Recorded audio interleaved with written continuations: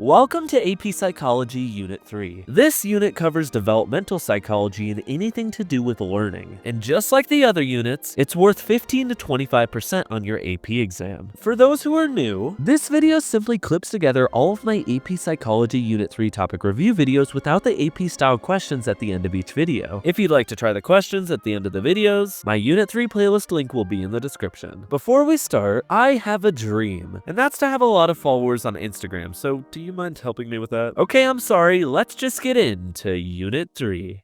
We are now going to start talking about the field of developmental psychology. So what does developmental psychology study? Simply put, it studies how humans change over time. And because most change happens throughout childhood, that is the area developmental psychologists tend to study most. So yeah, if we look at Unit 3, each topic is packed full of lots of areas of developmental psychology that we will get to. But in this topic, we first need to understand that just like any field of psychology, there are a lot of debates that go along with it. Mainly, we will go over 3 of them. As we covered before, nature versus nurture is a very complex debate. Developmental psychologists tend to say the answer is both. The obvious reason for this is because the nature or genes set the foundation, but your nurture or environment shapes how that foundation actually develops. Now here's another debate. And to teach it, let me ask you a question. Are we mostly the same person throughout life, so stable, or do we drastically change as we develop? Actually, what I want you to do is pause the video right now and put what you think the answer is in the comments before I answer it myself.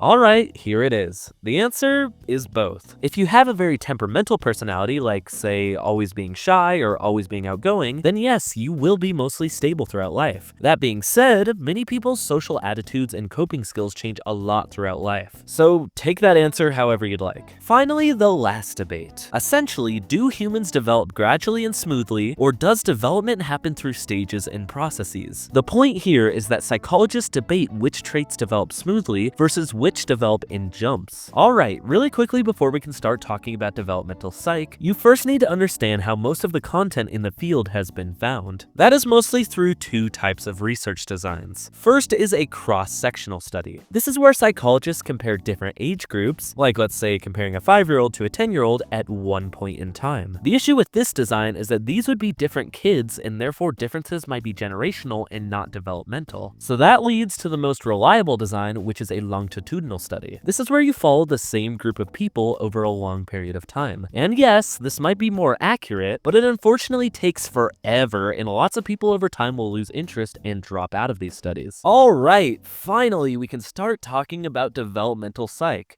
Whoa, why is the screen closing in? Come on, man, this video is just about to get good. Well, I guess we'll just cover everything else in future videos. So today we're gonna look at an entire person's life. Just from a physical lens, but still very important. Let's first go into before someone is born, which is known as prenatal. Lucky for you, you don't need to know the stages of prenatal development, but there are still quite a few things to talk about. Obviously, you know that you, along with everyone else, has come from a biological female's uterus. But I bet you didn't know how truly careful a pregnant woman has to be. Any teratogens like drugs or alcohol would harm the development of a fetus. Also, any illness like the flu or heck, even COVID could affect development. The other 3 that will affect prenatal development are genetic mutations that the woman has, hormones, and yes, even the environmental factors of a woman like her nutrition, pollution, or stress. Okay, cool. So now that we've gone through all of this and the child is born, let's talk about all the physical aspects of infancy and childhood. Here, I want you to understand that development happens in the same order, but at different times for different children. So let's talk about this so-called order things should go in. The first thing you'll see in an infant is reflexes. A good way to test this is with the rooting reflex, which is where if you touch an infant's cheek, they will turn their head and suck. Once these reflexes fade, you start to see motor development. They'll start with gross motor skills like crawling and walking, then later they will learn fine motor skills, such as grasping small objects or drawing. Once an infant can walk, perception develops to keep them safe.